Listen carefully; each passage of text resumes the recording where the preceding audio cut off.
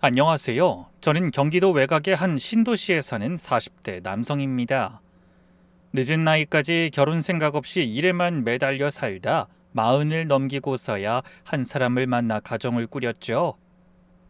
평생 혼자 살 거라고 생각하다 뒤늦게 만난 인연이라 그런지 저는 아내가 더없이 귀하고 소중했습니다. 하지만 얼마 후 행복할 줄만 알았던 결혼 생활에 갑자기 날벼락 같은 일이 벌어졌어요. 오늘 저는 여러분에게 예상치 못한 장면을 목격하고 분노로 몸을 떨어야 했던 그날의 장례식장 풍경을 전해드리려고 합니다. 힘겹게 꺼내는 이야기인 만큼 많은 분이 함께하며 공감해 주셨으면 좋겠네요. 결혼 전 저에게는 매일 같은 시간에 들르는 단골 카페가 하나 있었습니다. 회사에서 한 블록쯤 떨어진 통유리로 햇빛이 잘 드는 작은 가게였죠. 거래처를 돌다 잠깐 숨을 돌리고 싶을 때면 늘 그곳 창가 자리에 앉아 커피를 마셨습니다. 그때가 저에게는 하루 중 가장 달콤하고 여유로운 시간이었어요. 회사에서는 늘 숫자에 쫓기며 누군가를 신경 써야 하고 거래처 비위를 맞추느라 마음 편할 날이 드물었거든요.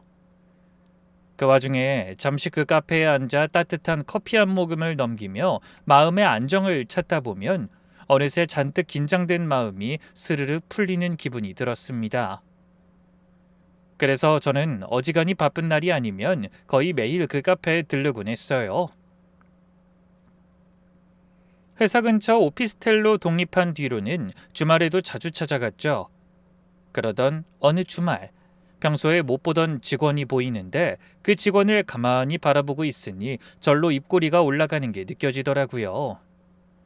주문을 받으면서도 손님 하나하나와 눈을 맞추고 환하게 웃어 보이는 사람이었거든요. 그 밝은 모습이 어찌나 보기 좋던지 저도 모르게 한참을 넋놓고 바라봤습니다. 그러다 제가 주문한 커피 한 잔을 건네받으며 잠깐 눈이 마주쳤는데 그 직원이 저에게도 따뜻하게 웃어주더군요. 헌데 별것 아닌 그 미소가 그날 하루 종일 제 머릿속에서 떠나지 않았습니다. 주중에 거래처 사람들과 실랑이를 벌이다 지쳐 기분이 가라앉은 상태였는데 그 웃는 얼굴 하나가 묘하게 위로가 되더라고요. 40 넘은 사내가 카페 직원 미소 하나에 우울하던 마음이 풀린다는 게 저 자신도 신기했죠. 그리고 그 무렵부터 저도 모르게 잠들기 전 그 직원의 얼굴을 떠올리며 주말을 기다리게 됐습니다.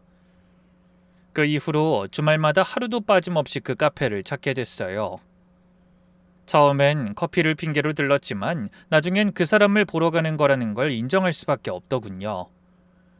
그렇게 자주 얼굴 보며 친근하게 주고받던 인사가 짧은 대화가 되고 그러다 가게 마감 시간에 맞춰 기다렸다가 함께 저녁을 먹는 사이로까지 발전했습니다.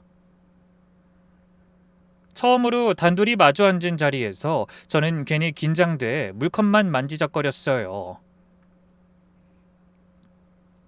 40이 훌쩍 넘은 사내가 소년처럼 가슴이 뛰는 게 우습기도 했죠. 상대가 그런 제 어색함을 눈치챘는지 먼저 이런저런 이야기로 분위기를 풀어줬습니다. 손님들 사이에서 있었던 사소한 일들이나 가게 사장님에 대한 얘기를 가볍게 풀어놓더라고요. 그 얘기를 가만히 듣던 제가 용기를 내어 슬쩍 물어봤습니다. 평일엔 회사 가고 주말엔 카페 일하러 나오면 쉬는 날이 아예 없는 거잖아요. 안 힘들어요? 그러자 여자가 별일 아니라는 듯 웃으며 답하더군요. 몸이 힘든 건 괜찮아요. 가만히 있으면 오히려 잡생각만 많아져서요. 이렇게 바쁜 게 차라리 나아요. 그 말이 어쩐지 가슴에 오래 남았습니다. 그 사람과 마주 앉아 있으면 시간이 어떻게 가는지 모를 만큼 즐거웠어요. 헤어짐이 너무 아쉬워 집으로 돌아오는 길부터 바로 다음 주말이 기다려지곤 했죠. 하지만 상대는 자기 이야기를 잘 꺼내지 않는 편이었어요. 제가 묻기 전에는 좀처럼 속을 보이지 않더라고요. 늘 남의 말을 들어주고 진심으로 조언해 주면서도 정작 자기 얘기가 나오면 슬쩍 화제를 돌려버리곤 했습니다. 그래도 몇 번을 만나는 동안 조금씩 알게 된 것들이 있네요. 여자는 고등학교만 졸업하고 일찍부터 생활전선에 뛰어든 사람이었어요. 평일에는 어느 건설회사 격리로 일하고 주말에는 그 카페에서 알바를 한다고 하더라고요. 두 가지 일을 동시에 한다는 말에 제가 놀라며 까닭을 물었더니 한참을 망설이다 입을 열었습니다. 사실은 저희 엄마가 3년째 병원에 누워 계세요. 교통사고로 머리를 크게 다치셨거든요. 그날 이후로 한 번도 못 깨어나셨어요. 저는 무슨 말을 해야 할지 몰라 가만히 듣기만 했어요.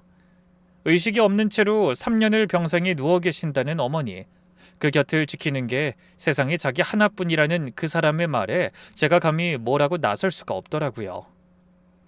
더구나 형제도 없고 의지할 친척도 마땅치 않아 병원에 드는 돈을 오롯이 혼자 감당해야 한다고 했습니다. 그래서 평일 일만으로는 부족해 주말까지 일을 할 수밖에 없다고 했죠. 한 달 병원비가 어지간한 사람 월급을 훌쩍 넘긴다는 말에 저는 절로 한숨이 나오고 그런 얘기를 담담하게 털어놓는 상대를 보며 저도 모르게 가슴이 먹먹해졌습니다. 끝이 보이지 않는 간병을 혼자 짊어진 채 그 무게를 입 밖에 내지도 못하며 살아온 세월이 어땠을지 저는 감히 짐작조차 하기 어려울 지경이었어요. 그런 사정을 털어놓는데도 표정만은 어둡지 않더군요. 아니 오히려 이런 말을 해서 저를 더욱 놀라게 했죠. 그래도 저는 엄마가 그렇게라도 버티고 계신다는 게 얼마나 감사한지 몰라요. 엄마마저 떠나버리면 세상에 정말 저 혼자만 남는 거잖아요. 그러다 갑자기 저에게 미안하다는 듯이 이렇게 덧붙이더군요. 어머, 제가 괜한 얘기 떠들어서 불편하게 해드린 것 같네요. 이런 우울한 얘기 부담스러우시죠? 신경 쓰지 마세요. 저 그럭저럭 잘 버티고 있으니까요. 그러면서 활짝 웃는데 전 그 얼굴을 보는 게 더 마음 아팠습니다.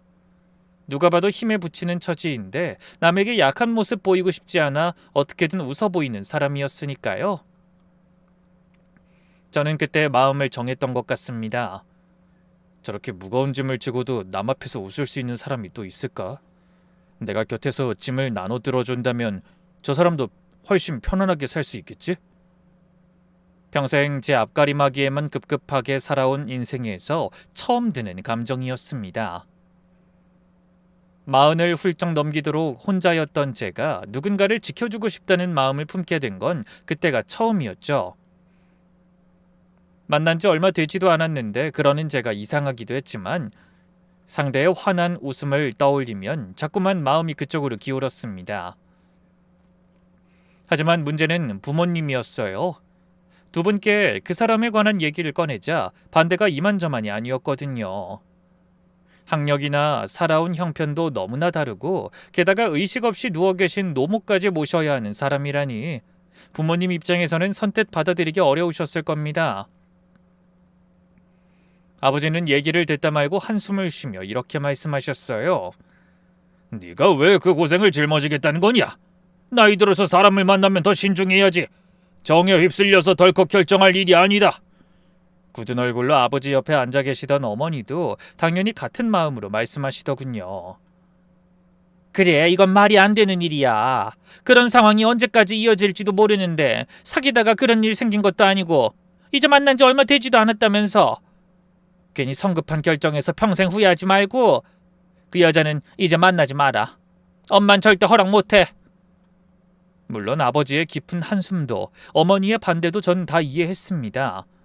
부모 마음에 자식이 고생길이 뻔한 길을 가겠다고 나서는데 어느 누가 반기겠어요. 하지만 제 마음 이미 기울어 있었습니다. 그래서 며칠을 두고 두 분을 설득했어요. 그 사람 어머니 병원비 대느라 평일 주말 없이 일하고 있어요. 그러면서도 얼굴 한번 찡그리지 않더라고요. 전 그런 사람을 본 적이 없어요. 제가 그 사람 곁에 있어주고 싶은 게 아니라 그 사람이 제 옆에 있어줬으면 좋겠어요. 그 사람이랑 살면 앞으로 아무리 힘든 일이 생겨도 웃으며 이겨낼 수 있을 것 같거든요. 제가 언제 이 나이 먹도록 이런 마음 먹어본 적 있었어요? 결혼할 생각 전혀 없었던 거 두 분 다 아시잖아요. 그래도 아버지는 쉽게 마음을 돌리지 않으셨습니다. 마음이야 그렇다 쳐도 현실은 다르다. 그런 짐은 나눠지는 게 아니야. 지금은 천년만년 버틸 수 있을 것 같겠지만 사람은 결국 지치게 되어 있어. 하지만 전 물러서지 않고 다시 말씀드렸어요. 짐이라고 생각 안 해요. 그리고 만약 짐이라고 해도 둘이 나눠서 짊어지면 그만큼 가벼워지는 거잖아요. 전 그 사람이 좀 더 가벼운 마음으로 행복하게 살았으면 좋겠어요. 그렇게 매달리고 설득하기를 반복한 지 일주일 만에 드디어 부모님이 마지못해 고개를 끄덕이셨어요. 절실한 제 진심을 느끼셨는지 아니면 다 큰 아들의 고집을 끝내 꺾을 수 없다고 여기셨는지 힘든 결정을 내려주셨죠. 어머니는 그래도 끝까지 미덥지 않은 얼굴이었어요. 네가 좋다는데 어쩌겠니? 그래도 다시 한 번만 생각해주면 좋을 텐데. 그러면서 끈대 미련을 버리지 못하셨죠. 하지만 제가 물러서지 않자 눈물까지 보이시며 안타까운 표정으로 제 손을 잡고 한 가지 당부를 하셨습니다. 사람 일이라는 게 보이는 게 다가 아니야. 살아보면 못 보던 모습이 보이기도 하는 법이니까 네 전부를 다 내주진 말아라. 그리고 뭔가 잘못된 것 같은 생각이 들면 미련 없이 돌아서도 돼. 네가 그런다고 아무도 손가락질할 사람 없다. 알았지?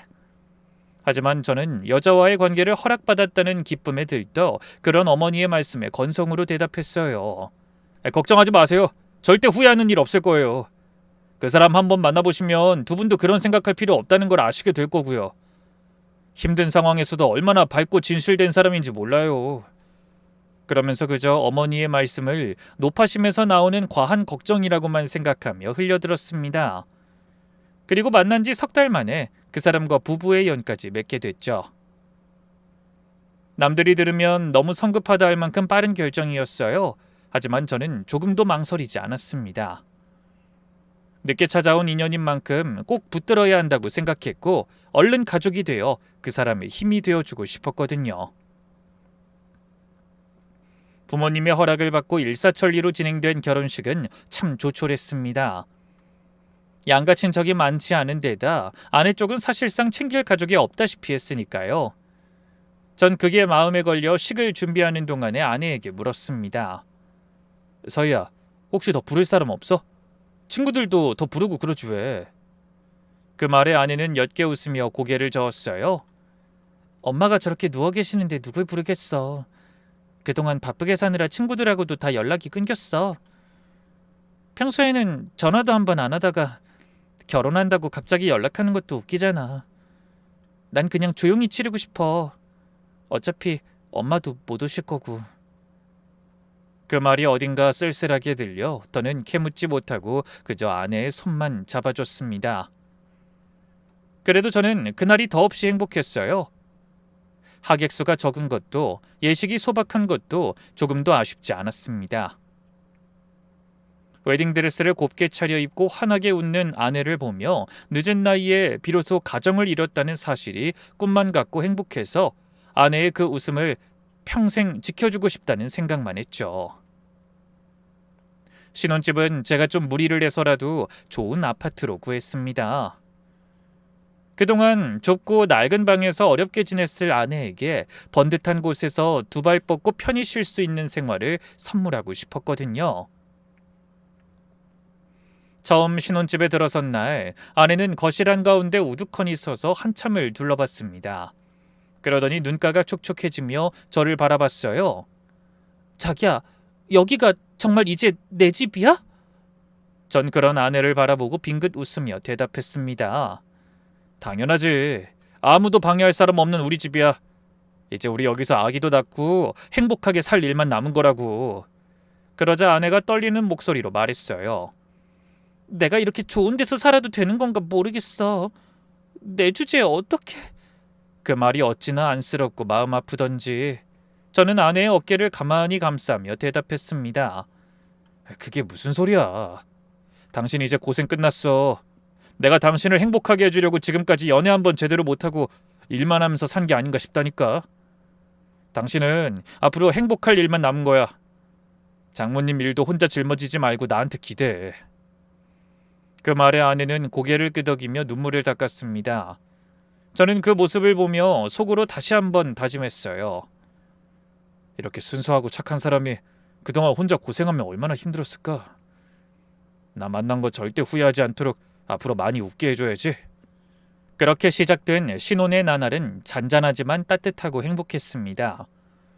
아침이면 아내가 정성껏 차려준 아침밥을 먹고 아내를 꼭 한번 안아준 뒤 집을 나섰네요. 그리고 퇴근에 돌아오면 집안에 맛있는 냄새와 온기가 가득했죠. 그 사소한 풍경이 저에게는 행복 그 자체였습니다. 종일 업무에 시달리다 피곤한 몸을 이끌고 온기라고는 전혀 느껴지지 않는 어두컴컴한 집에 들어가던 때와는 전혀 다른 느낌이더군요. 주말이면 둘이 마트를 둘러보고 가끔은 아내를 위해 소문난 맛집에도 찾아갔습니다. 그 사람이 맛있게 먹는 모습만 봐도 전 배가 부른 기분이었어요. 그게 사랑이라는 걸 전 40이 넘어서야 깨닫게 된 겁니다. 그래서 그 무렵 제 마음은 그 어느 때보다 기쁨으로 충만했습니다. 늦은 나이에 가정을 이뤘다는 뿌듯함과 사랑하는 사람을 편하게 해줄 수 있다는 보람으로 평생 일에만 파묻혀 살던 제 인생에 비로소 온기가 도는 것 같았어요. 아침에 눈을 뜨면 제 곁에 아내가 있고 저녁이면 함께 마주 앉을 식탁이 있다는 것. 그 당연해 보이는 일상이 저에겐 쉽게 손에 잡을 수 없는 행복이었으니까요. 하지만 그런 행복한 신혼생활 중에도 늘 마음 한구석에 무겁게 남아있는 한 가지 걱정이 있었어요. 바로 의식 없이 누워 계신 장모님이셨죠. 저는 결혼 전에 딱 한 번 장모님이 입원해 계신 병원에 간 적이 있습니다.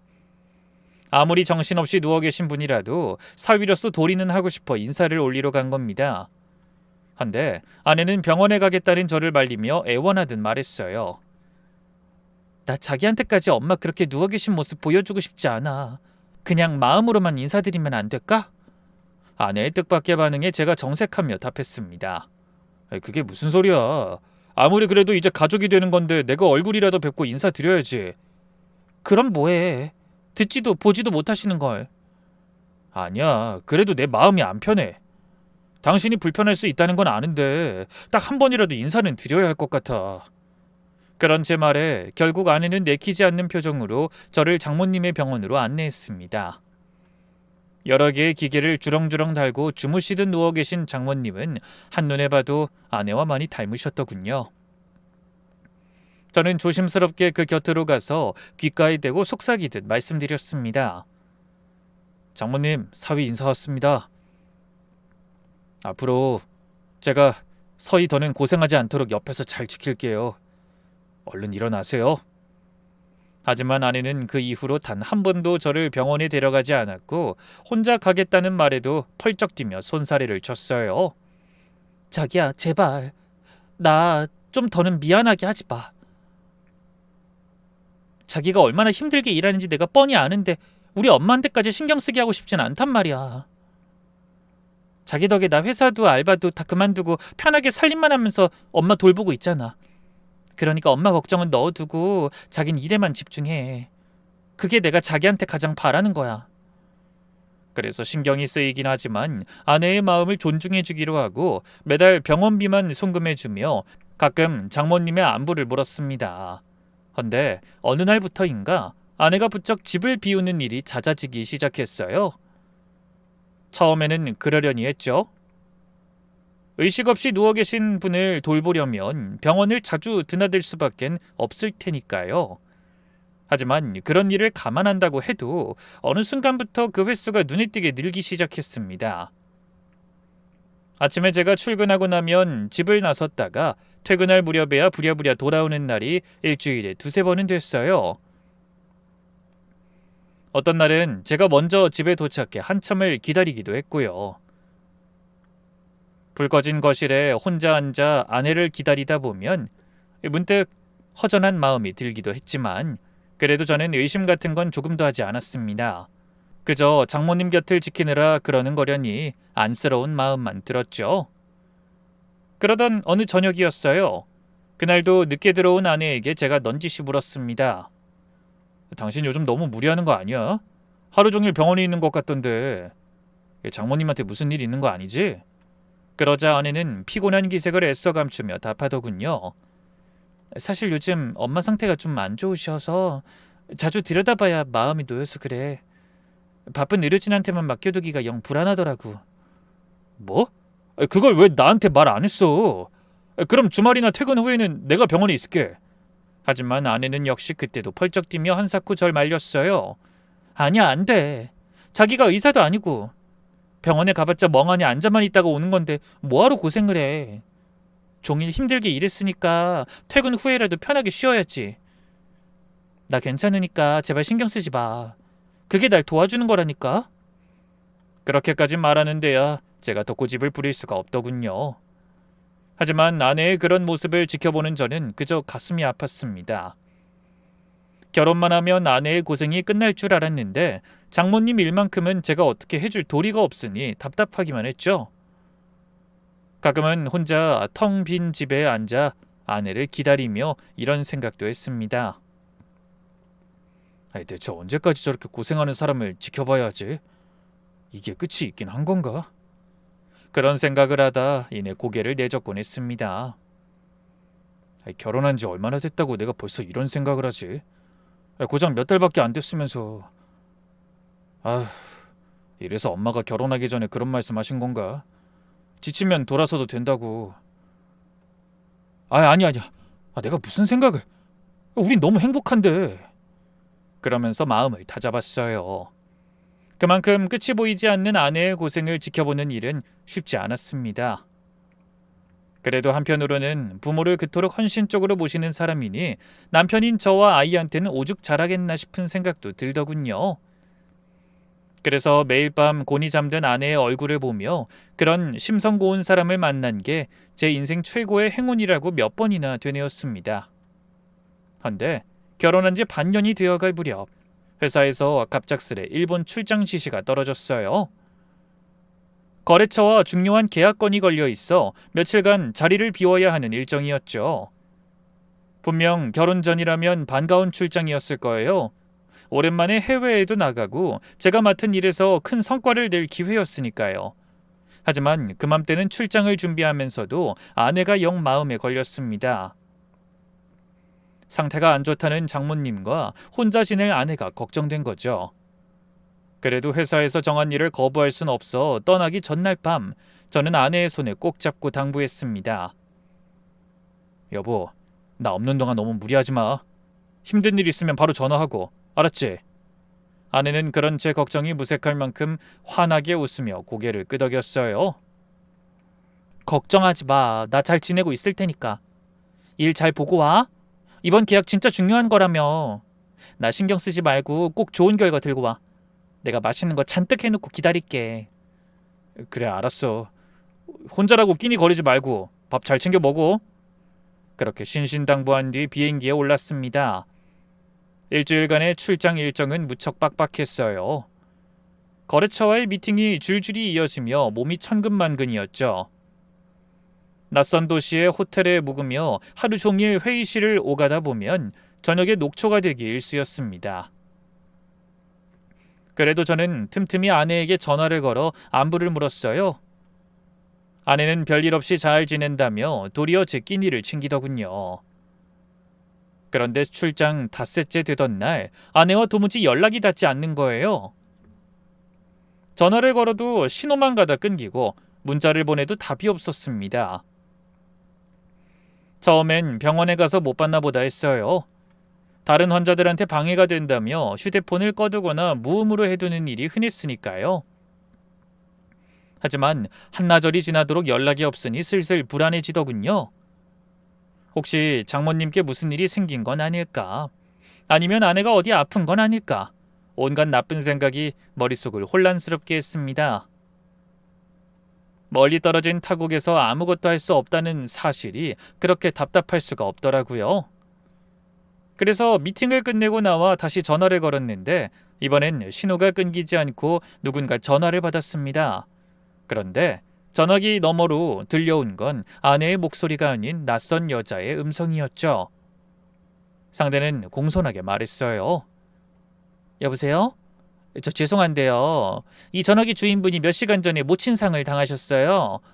제가 같은 병실에 있던 보호자인데 환자분이 갑자기 상태가 안 좋아져서 중환자실로 옮겼거든요. 근데 간호사가 그러는데 조금 전에 돌아가셨다고 하는 것 같아요. 얼마나 경황이 없었는지 따님이 전화기를 놓고 가셨거든요. 근데 전화가 하도 울려서 제가 대신 받은 거예요. 그 말을 듣는 순간 머릿속이 하얘졌습니다.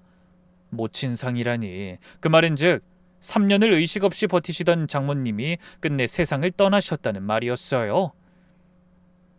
결혼 전 인사드릴 때 힘없이 누워 계시던 모습이 떠올라 가슴이 먹먹해졌습니다. 뭐라고요? 그 환자분이 돌아가셨다는 겁니까? 네, 그렇다니까요. 저기 따님이 전화기 가지러 왔나 보네요. 잠깐만요. 잠시 후 전화기 너머에서 부스럭거리는 소리가 나더니 이내 아내의 목소리가 흘러나왔어요. 자기? 전 잔뜩 가라앉은 아내의 목소리를 듣자 가슴이 미어지는 것 같아 다급하게 말했습니다. 여보, 이게 어떻게 된 거야? 장모님 상태가 그렇게 안 좋았던 거야? 대체 왜... 폐혈증이 왔어. 약으로 잘 버티시는 것 같았는데 갑자기 상태가 안 좋아지셔서 중환자실로 모신 지 몇 시간 만에 떠나버리셨어. 그동안 어떻게 버텼는데 이렇게 쉽게 떠나실 줄은 몰랐어. 그러면서 흐느끼는 소리가 들렸습니다. 저는 뭐라고 해야 할지 몰라 우물쭈물하다 서둘러 말했어요. 여보, 내가 지금 당장 들어갈게. 비행기 제일 빠른 걸로 알아볼 테니까 조금만 기다려. 한데 그런 저에게 아내가 뜻밖의 말을 꺼내는 게 아니겠어요? 아니야, 안 와도 돼. 장례 안 하기로 했어. 전 그 말이 선뜻 이해되지 않아 되물었습니다. 뭐라고? 그게 무슨 소리야? 장례를 안 치른다니. 그래도 장모님 마지막 가시는 길인데 왜 장례를 안 치러? 아내는 울면서도 분명하게 말했어요. 올 사람도 없는데 뭘 거창하게 해. 요즘은 무빈소로 조용히 치르는 사람도 많은 추세래. 그냥 나 혼자 알아서 정리할 테니까 자긴 괜히 일정 망치지 말고 일이나 마저 보고 와. 응? 그게 내가 바라는 거야. 아무리 그래도 그렇지. 사위가 장모님 마지막 가시는 길도 안 지킨다는 게 말이나 돼? 임종도 못 지키고 당신 곁에 있지도 못했는데. 나 그렇게 못해. 지금 당장 비행기표 알아볼 거야. 자기야, 제발. 자기까지 그럼 나 더 힘들어져. 안 그래도 힘든데 자기까지 일정 다 업고 들어오면 내 마음이 어떻겠어. 부탁이야. 날 생각한다면 그냥 일 다 보고 천천히 들어와. 응? 아내가 그렇게까지 사정하니 저도 더는 우길 수가 없어 일단 알았다고 대답했습니다. 3년을 곁에서 지킨 어머니를 떠나보내는 마당에 오죽 경황이 없을까 싶어 저까지 아내를 지치게 하고 싶지 않았거든요. 하지만 전 그렇게 힘든 아내를 혼자 외롭게 내버려둘 생각이 없었어요. 어차피 마음이 진정되지 않아 출장 일정이고 뭐고 일이 손에 안 잡힐 게 뻔하기도 했고요. 이미 제 머릿속은 온통 한 가지 생각으로 꽉 차 있었습니다. 세상 천지에 의지할 사람 하나 없는 아내가 그 큰일을 혼자 감당하고 있다는 게 마음 아프고 속상했죠. 평생 어머니 하나만 바라보고 살아온 사람이 그 어머니를 잃고 홀로 울고 있을 모습을 떠올리니 도저히 가만히 있을 수가 없었습니다. 그래서 저는 그 길로 남은 일정을 동료에게 부탁하고 귀국할 채비를 서둘렀어요. 아무리 아내가 오지 말라고 해도 남편과 사위된 도리로 장모님의 마지막 가시는 길은 지켜드려야 한다고 생각한 겁니다.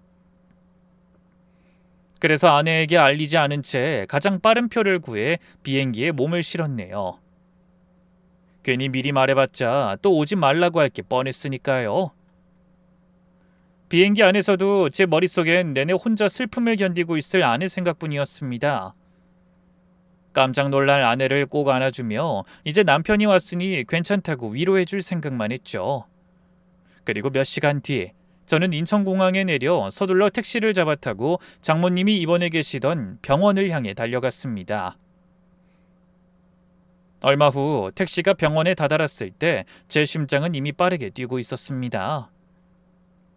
택시에서 내리자마자 한 걸음에 달려온 터라 숨도 제대로 고르지 못하고 있었지만 저는 망설임 없이 곧장 장모님이 입원해 계시던 병동으로 올라갔어요. 혹시 그쪽에 물어보면 임종 후 절차가 어떻게 진행되고 있는지 알 수 있을까 싶어서였죠. 헌데 병실은 이미 말끔하게 치워져 있었고 아내의 모습은 어디에도 보이지 않았습니다. 그때 마침 복도를 지나던 간호사가 보여 팔을 붙잡고 다급하게 물었네요. 저 여기 계시다 중환자실로 옮긴 분이 돌아가셨다고 들었어요. 그분 보호자가 어디로 갔는지 알 수 있을까요? 그러자 간호사가 잠시 제 얼굴을 살피더니 어쩐지 의아하다는 표정으로 답했습니다. 그 환자분은 안치드셨고 가족분들은 지금 장례식장에 계실 거예요. 1층으로 내려가셔서 별관 쪽으로 가시면 돼요. 오래 입원하셨던 분이라 저희도 이따 빈소에 가보려고요. 장례식장이라는 말에 저는 잠시 멍해졌습니다. 분명 아내는 빈소를 차리지 않겠다고 했는데 버젓이 장례식장에 있다니 순간 머릿속이 복잡해지더라고요. 그래도 저는 이내 마음을 다잡았어요. 그래, 뭐 아무리 생각해봐도 무빈소 장례는 아니다 싶어서 마음을 바꾼 거겠지. 그래도 빈소를 차렸으니 다행이네. 그런 생각을 하며 서둘러 1층으로 내려가 별관 장례식장으로 향했습니다. 빈소가 모여있는 복도에 들어서니 입구마다 고인과 상주의 이름을 적은 안내판이 세워져 있었어요. 저는 장모님 성함을 떠올리며 안내판을 하나하나 살폈습니다. 그러다 마침내 낯익은 이름 석자를 발견했지만 너무 놀라서 순간적으로 그 자리에 우뚝 멈춰서고 말았죠. 상주를 알리는 안내판에 아내와 낯선 남자의 이름이 적혀 있었기 때문입니다. 이름 옆에 분명 사위라고 적혀 있었는데 거기 적힌 이름은 제 이름이 아니었습니다. 혹시나 제가 잘못 봤나 싶어 안경을 고쳐 쓰고 다시 들여다봤지만 아무리 봐도 그 이름은 제가 모르는 생전 처음 보는 이름이었죠. 그때부터 갑자기 머릿속이 어지러워지기 시작했어요. 장모님한테 사위라면 이 세상에 저 하나뿐인데 대체 저 낯선 이름의 남자는 누구란 말인지. 그곳이 동명이인의 다른 빈소인가 싶었지만 아내의 이름이 정확하게 적혀 있는 걸 보니 그런 것도 아니었습니다. 뭔가 이상한 일이 일어나고 있다는 걸 느낀 순간 가슴이 쿵쿵 뛰고 손에 땀이 나기 시작했어요. 그래도 저는 애써 합리적인 이유를 찾으려 했습니다. 장례를 돕는 친척이나 지인을 사위로 착각한 건 아닐까? 안내판에 다른 상주의 이름을 잘못 적은 건 아닐까 하고요. 그러면서 떨리는 마음을 억지로 누르며 천천히 빈소 안으로 발을 디뎠습니다. 하지만 빈소 안에 펼쳐져 있는 광경에 저는 그대로 얼어붙고 말았어요. 영정사진 속 고인은 분명 제가 인사드렸던 장모님이 맞는데 그 앞에서 검은 상복을 차려입고 상주 자리에 떡하니 서 있는 건 처음 보는 젊은 남자였습니다. 헌데 제가 입을 떡 벌린 채 그 모습을 지켜보고 있을 때 아내가 그 남자 곁에 바싹 붙어서서 어깨에 기댄 채 흐느끼는 게 아니겠어요? 마치 그 남자가 정말 제 아내의 남편이라도 되는 것처럼 너무도 자연스러운 모습이었죠. 저는 도무지 제 눈앞에서 벌어지는 장면이 믿기지 않아 멍하니 서 있었습니다. 그때 조문을 마치고 나오던 중년 부인 둘이 안타까운 얼굴로 주고받는 목소리가 들렸어요. 아유, 그리 딸을 고생시키더니 갈 땐 갑자기 떠나네. 그래도 사위가 듬직해서 다행이야. 장모 가시는 길을 저렇게 든든하게 지키고 병원비도 다 사위가 냈다며? 그러자 상대가 맞장구를 치더군요. 그러게 말이야. 사위가 임종도 지키고 장례 절차도 처음부터 끝까지 다 챙겼다잖아. 서희가 외동딸이라 걱정했는데 그래도 의지할 남편이 있어서 다행이지 뭐. 그 대화를 듣는 순간 저는 머리를 한 대 얻어맞은 것처럼 정신을 차릴 수 없었습니다. 사위라니. 저 남자가 사위라니. 멀쩡히 진짜 사위인 제가 버젓이 지켜보고 있는데. 그 자리에 있는 사람들 모두가 그 낯선 남자를 장모님의 사위로, 제 아내의 남편으로 알고 있더라고요.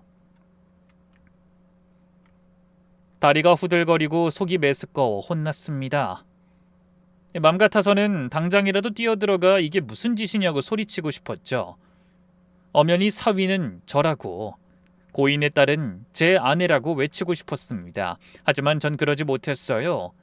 온몸이 사시나무처럼 떨려 한 발짝도 떼기가 힘들었거든요. 그때 머릿속으로 이런 생각이 스쳤습니다. 분명히 내가 모르는 무슨 일이 있는 거야. 지금 무조건 뛰어들어간다고 해결되는 게 있을까? 무슨 일이 벌어진 건지를 먼저 알아봐야 발뺌하지 못할 것 같은데. 그동안 직장 생활하며 산전수전 다 겪은 제 본능이 그렇게 속삭였어요. 분에 못 이겨 소리부터 질렀다가는 저들이 발뺌하거나 도리어 저를 이상한 사람 취급할지도 모른다는 생각이 스쳤습니다. 그래서 떨리는 손으로 휴대폰을 꺼냈어요. 그러고는 기둥 뒤에 몸을 숨긴 채 빈소 안의 광경을 사진으로 찍기 시작했습니다. 상조 자리에 선 낯선 남자, 그 곁에 기대어 오는 아내, 그리고 입구에 세워진 그 안내판까지 모조리 찍어놨죠. 손이 어찌나 떨리던지 사진이 제대로 찍혔는지조차 알 수 없었지만 이를 악물고 계속 셔터를 눌렀습니다. 그 와중에도 도무지 이해가 가지 않는 장면들이 이어지더군요. 아내가 그 남자와 눈빛을 주고받으며 조문객을 함께 맞이했고, 친지로 보이는 어떤 사람은 그 남자의 어깨를 두드리며 위로하기도 했어요. 누가 봐도 의심할 것 없는 보통의 부부 같아 보였습니다. 결혼한 지 반년도 안 된 아내가 제가 출장 간 사이에 다른 남자를 장모님 빈소에 사위로 세우고 장례를 치르고 있다니, 꿈인지 생신지 분간이 가지 않는 상황이었죠. 차라리 악몽이라면 어서 깨어나고 싶다는 마음뿐이었습니다. 하지만 아무리 눈을 감았다 떠도 눈앞의 현실은 변하지 않았어요. 저는 더 이상 그 자리에 있을 수가 없어 비틀거리며 장례식장을 빠져나왔습니다. 머릿속에서는 온갖 의문이 폭풍처럼 몰아치고 있었죠. 저 남자는 도대체 누구지? 왜 나를 빼고 저 남자랑 장례를 치르고 있는 거야? 빈소리 차리지 않고 조용히 정리하겠다던 말은 결국 내가 장례식에 못 오게 하려는 거짓말이었던 거야? 그런 생각을 하니 그동안 행복하다고 믿었던 몇 달의 신혼생활이 다 뭐였는지 허탈했습니다. 그리고 생각이 거기까지 미치자 저희 어머니가 결혼 전에 하셨던 당부가 귓가에 또렷이 되살아나더군요. 사람 일이라는 게 보이는 게 다가 아니야. 살아보면 못 보던 모습이 보이기도 하는 법이니까. 그제야 전 깨달았습니다. 제가 알던 아내의 모습이 어쩌면 전부가 아니었을지도 모른다는 사실을 말이죠. 하지만 추측만으로는 아무것도 할 수가 없었어요. 무작정 따지고 들었다가 아내가 그럴듯한 변명이라도 늘어놓으면 저는 또 마음 약하게 넘어가 버릴 사람이었으니까요. 그래서 이번엔 마음을 독하게 먹기로 작정했습니다. 정확한 사실을 알아내기 전까지는 절대 내색하지 않겠다고요. 그런 결심을 하며 병원을 나선 저는 곧장 인터넷을 검색해 평이 좋은 흥신소 한 곳으로 찾아갔어요. 그리고 떨리는 손으로 빈소에서 찍은 사진들을 내밀며 어렵게 입을 뗐습니다. 제 아내를 좀 조사해 주셨으면 합니다. 이 남자가 누구인지, 제 아내와 무슨 관계인지 전부 알아봐 주세요. 흥신소 직원은 사진과 제 굳은 얼굴을 번갈아 보더니 차분한 목소리로 답했어요. 알겠습니다. 사진 보니 상황이 좀 복잡해 보이긴 하네요. 결혼은 언제 하셨다고요? 반년 전에요. 만난 지 석 달 만에 했습니다. 제 대답에 직원은 잠시 말이 없다가 조심스럽게 덧붙였습니다. 무척 빨리 결혼하셨네요. 실례지만 결혼 전에 사모님에 대해서 어느 정도 알고 계셨나요? 너무 짧게 만나서 그냥 본인이 해준 일반적인 것 말고는 많이 아는 게 없습니다. 워낙 성실해 보이는 사람이라 의심할 생각을 못했죠. 근데 상황이 이렇게 되니 너무 답답하네요.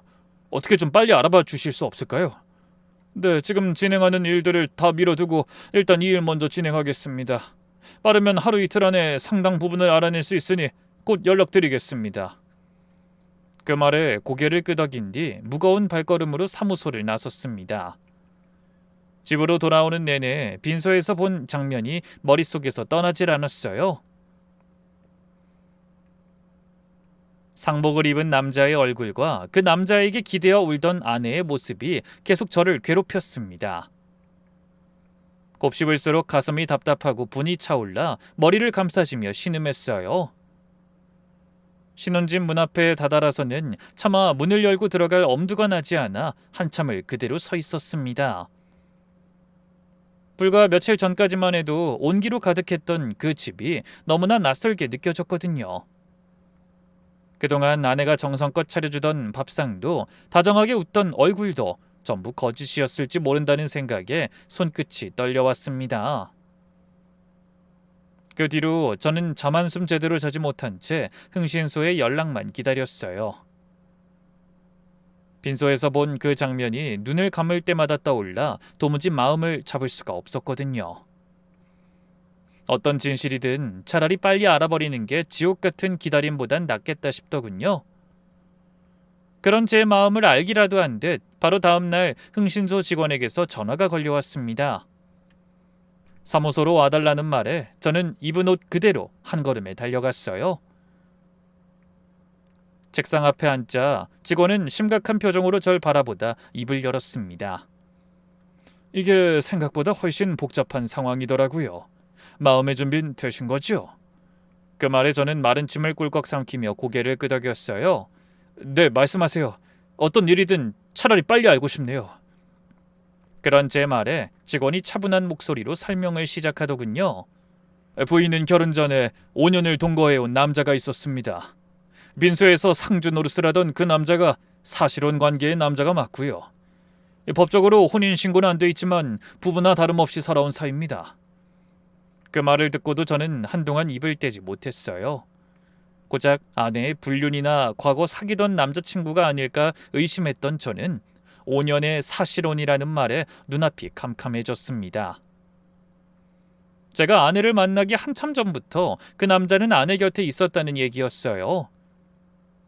저는 간신히 정신을 가다듬고 떨리는 목소리로 물었습니다. 잠깐만요. 5년이라고 하셨어요? 그럼 저랑 결혼하기 전에도 그 남자랑 같이 살고 있었다는 겁니까? 네. 부인의 초본 주소를 확인해서 동네를 돌아보고 주민들 진술도 다 받아뒀습니다. 두 사람을 오래된 부부로 알고 있더군요. 머리가 핑 도는 것 같았지만 이어지는 직원의 말이 그보다 더 큰 충격을 주었습니다. 그리고 두 사람 사이에 아이가 하나 있습니다. 이제 막 돌이 지났다고 하더군요. 저는 선뜻 그 말이 이해되지 않아 멍한 얼굴로 되물었어요. 뭐요? 아이요? 아니 그게 무슨... 그 아이에 대해서도 더 알아봐야 할 부분이 있는 것 같은데 일단 급하다고 하셔서 먼저 알아본 것만 말씀드리는 겁니다.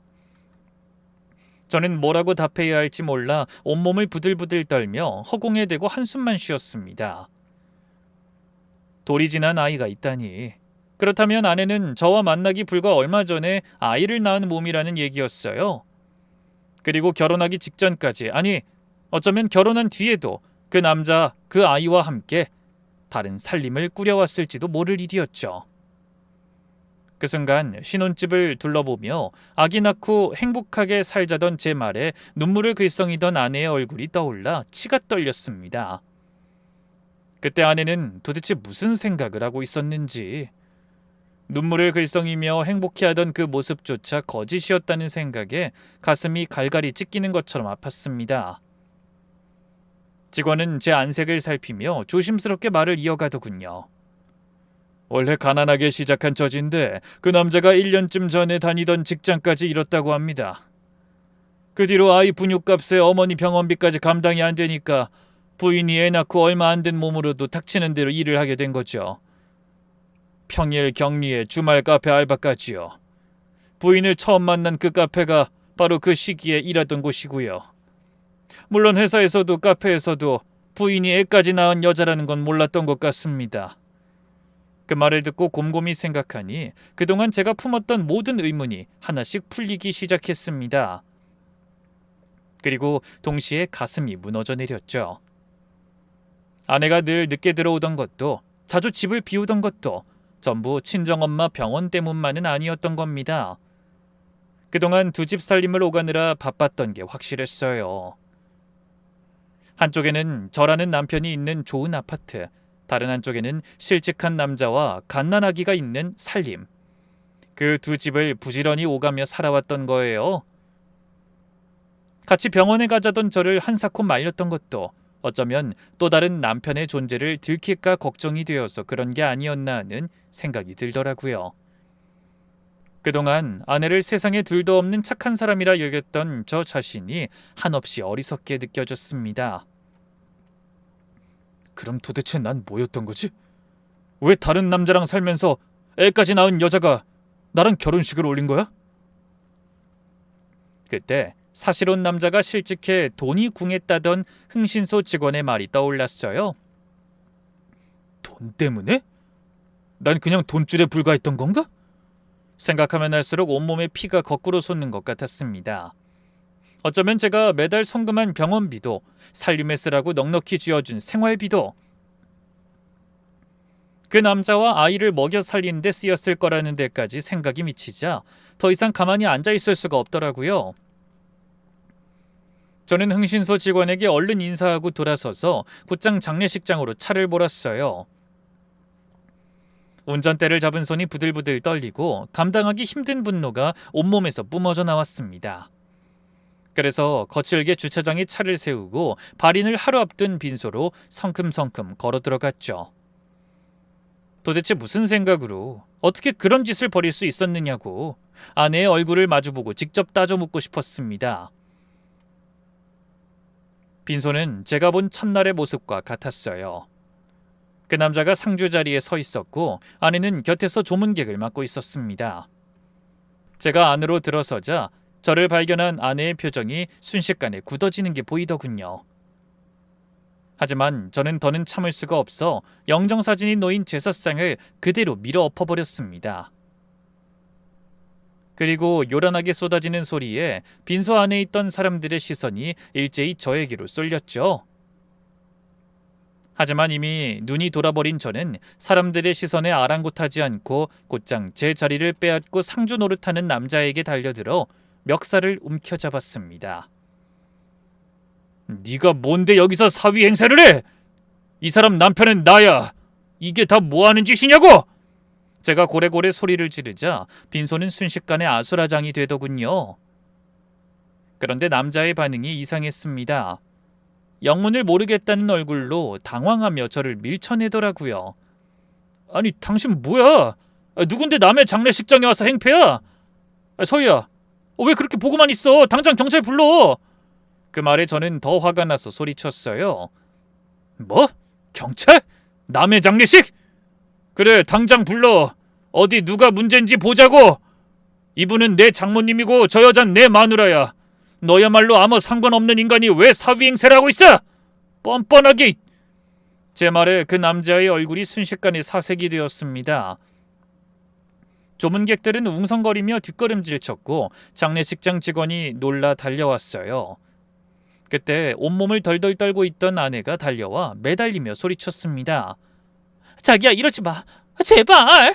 사람들 다 보잖아. 하지만 눈에 보이는 게 없던 저는 그 손을 거칠게 뿌리치며 아내를 노려봤어요. 자기? 지금 그 입으로 나한테 자기라고 했어?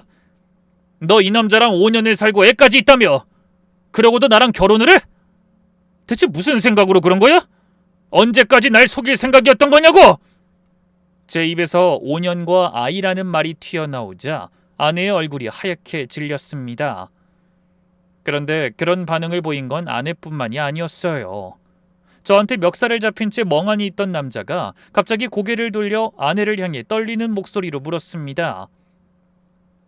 서희야, 이 사람이 지금 무슨 소리라는 거야?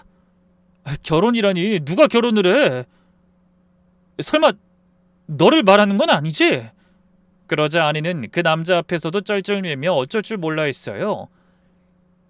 그게 내가 진작 말하려고 했는데. 하지만 남자는 기다리지 못하고 소리를 지르기 시작했죠. 너 돈 벌려고 취직한 거 아니었어? 구미에 있는 공장에 일하러 다닌다고 했잖아. 그 순간 전 알아챘습니다. 그 남자 역시 아무것도 모르고 있었다는 걸요. 어쩌면 자기 혼자 빠져나가고 싶어 완벽한 연기를 벌이고 있을지도 모른다는 생각도 들었지만 그건 아닌 것 같았어요. 조금 전 흥신소에서 아내의 과거를 알고 기겁하며 배신감에 치를 떨던 그 모습이 남자에게서도 똑같이 보였거든요. 자기 애까지 낳은 여자를 돈 때문에 다른 남자와 결혼하게 만들고 이용해 먹은 뻔뻔한 남자라고 생각했는데 어쩌면 그 남자 역시 아무것도 모르고 있던 게 아닐까 하는 생각이 들었습니다. 그 순간 더는 둘러댈 수도 변명할 수도 없다는 걸 깨달았는지 아내는 그 자리에 털썩 무릎을 꿇었어요. 그리고 두 손으로 얼굴을 가린 채 흐느끼기 시작했습니다. 미안해. 정말 미안해. 너무 힘들어서 그랬어. 나도 기댈 사람이 필요했단 말이야. 엄마 병원비는 언제까지 내야 할지 끝도 모르겠고 애는 태어났는데 돈은 없고 미칠 것 같았어. 그래서 나도 편하게 살고 싶어서. 그 말을 듣는데 분노보다는 헛웃음이 먼저 터져 나왔습니다. 기댈 사람이 필요했다니. 그 한마디로 지난 반년의 거짓이 다 덮일 거라고 생각하는 건지 그저 기가 막힐 따름이었어요. 조문객이 다 지켜보는 빈소 한가운데서 저는 무릎 꿇고 우는 아내를 내려다보며 한동안 아무 말도 할 수가 없었습니다. 분노와 배신감이라는 말로는 다 표현할 수 없는 감정이었어요. 온몸으로 울었다면 조금 이해가 되실까요? 세상이 무너진 듯 막막하기만 하더군요. 결국 그날 전 그대로 빈소를 나와버렸습니다. 더 소리를 지르며 난동을 부린다 한들 무릎 꿇은 아내를 더 다그친 데 달라질 게 없다는 걸 알고 있었으니까요. 차오르는 분을 억누르며 집으로 돌아온 저는 며칠 밤을 뜬 눈으로 지새웠습니다. 그러다 마음을 굳혔어요. 한번 뒤통수 맞았다고 이대로 무너질 순 없어. 뭐부터 잘못된 건지 하나하나 바로잡고 다시 내 인생 살아야지. 그렇게 마음을 다잡고 절차를 밟아 나가던 중 흥신소에서 추가로 알아본 사실 하나를 더 전해 들었습니다. 바로 아내와 그 남자 사이에서 태어난 아이 문제였어요. 확인 결과 아내가 또 한 번 절 경악하게 만들 일을 벌였더라고요. 아내가 그 아이를 제 자식으로 몰래 출생신고해뒀던 겁니다. 경제적인 이유로 그 남자와의 혼인신고를 미루던 아내가 바로 그 점을 이용해 저를 또 기만했더군요. 아이의 출생신고를 차일피일 미루다가 저와 결혼하고 나서 애를 제 아이로 신고해버린 거죠. 그동안 등본 떼볼 일이 없던 저는 결혼하고 반년이 넘도록 그 사실을 까맣게 모르고 있었던 겁니다. 너무나 충격적인 일이었지만 그대로 당하고만 있을 순 없어 서둘러 변호사를 찾아갔습니다. 그래서 그 아이가 제 친자가 아님을 밝히는 법적 절차부터 진행했어요. 아내는 그런 저에게 찾아와 끝까지 매달렸습니다. 자기야, 제발 한 번만 용서해줘. 나 엄마 장례만 치르고 그 사람이랑 다 정리하려고 했어. 그리고 당신한테 정말 잘하려고 했단 말이야. 그래서 아이도 당신 앞으로 올려둔 거야. 당신한테 다 솔직하게 털어놓고 용서받아서 한 가족으로 살고 싶어서. 그 말이 저는 더 기가 막혔습니다. 너 그게 지금 할 소리야? 남의 자식을 내 호적에 몰래 올려놓고 터진 입이라고 그런 소리가 나와? 넌 양심이라는 것도 없냐? 너한테 뭐든 다 해준다고 날 진짜 호구로 생각한 거야? 자기야, 미안해. 제발 한 번만, 딱 한 번만 더 기회를 줘. 나 이제 정말 감추는 거 없어. 내가 평생 살면서 지금 잘못한 거 다 갚을게. 갚아? 무슨 소로 갚아? 어떻게 갚을 건데? 네가 나한테 돈만 뜯어간 건 줄 알아? 사람 마음을 통째로 짓밟아 놓고 그걸 어떻게 갚겠다는 거냐고! 저는 매몰차게 여자를 내친 뒤 사기 결혼과 혼인을 빌미로 한 재산 편취, 친자를 허위로 신고한 일까지 모두 정리해 고소를 진행했어요. 여자가 자신의 과거를 숨기고 결혼식에 알바생까지 동원해 고의로 저를 속인 점과 그동안 제가 송금한 돈이 남자와 아이의 생활비로 쓰였다는 점이 인정됐죠. 당연히 결혼 또한 취소 절차를 밟게 됐습니다. 그런데 알고 보니 그 여자 때문에 무너진 건 저뿐만이 아니었어요. 아내의 사실혼 남자, 그 사람 역시 아내의 결혼도 아이를 제 앞으로 신고한 사실도 까맣게 모르고 있었다고 하더군요. 실직한 자신을 대신해 아내가 구미 공장에 취직해 기숙사 생활하며 돈을 번다는 말과 주중에 휴가를 내 다니러 온다는 말을 철석같이 믿었던 모양이었어요. 그러다 제가 빈소에서 모든 진실을 쏟아낸 그 자리에서 그 남자도 비로소 자신이 속았다는 걸 알게 된 거죠. 그날 그 남자가 아내에게 내뱉던 말이 지금도 또렷하게 기억납니다. 네가 사람이냐? 애 엄마란 인간이 돈 때문에 다른 남자랑 결혼한 것도 모자라 우리 애를 다른 남자 자식으로 올려? 그래, 내가 못나서 네가 혼인신고 미룬다는 건 알고 있었어. 하지만 어떻게 그런 짓까지... 그래놓고 거기서 받아온 돈으로 우리 생활비를 한 거야? 너 사람을 도대체 어디까지 비참하게 만드는 거야? 더는 그 면상 보고 싶지 않으니까 다신 연락하지 마. 애도 볼 생각하지 말고. 넌 엄마 자격도 없어. 그러더니 결국 애를 데리고 어딘가로 떠나버렸다고 하더군요. 결국 아내는 두 남자에게 모두 버림받고 그토록 지키려 했던 아이마저 볼 수 없게 되어버린 겁니다. 그 뒤로도 아내는 뻑하면 저에게 찾아와 손이 발이 되게 빌었어요. 내가 다 잘못했어. 엄마까지 돌아가셨는데 애도 못 보고 욕심부리다 다 잃었어. 나 이제 정말 혼자라고. 제발 나 좀 용서해줘. 하지만 전 그런 아내가 불쌍하긴커녕 소름이 돋았습니다. 그래서 가차없이 아내에게 저한테서 가져간 돈을 갚으라고 소송을 벌였고, 아내는 그 돈 때문에 결혼 전보다 더 힘들고 비참한 시간을 보내게 됐어요. 이번엔 낮에 하는 일에 야간 알바, 주간 알바까지 3가지 일을 떠안는 처지가 된 겁니다. 자기 삶에 만족하고 스스로 헤쳐나갈 생각을 하지 않고 거짓으로 똘똘 뭉친 삶을 선택했다가 결국 더 고된 길로 들어서게 된 거죠. 누구를 탓할 일도 아니었습니다. 전부 스스로가 뿌린 씨앗이었으니까요. 그런 일이 있고 벌써 1년이 넘는 시간이 흘렀습니다. 저는 부모님의 조언을 듣지 않고 제 고집대로 했다가 쓴맛을 제대로 보게 됐지만, 그 또한 긴 인생의 걸음이 되어 제 삶을 더욱 단단하게 만들어줄 거라 믿으며 주어진 하루하루를 열심히 살아가고 있어요. 여러분도 부디 이런 저에게 따뜻한 조언의 말씀 한마디씩 남겨주시길 빌며 저는 이만 인사드리겠습니다. 감사합니다.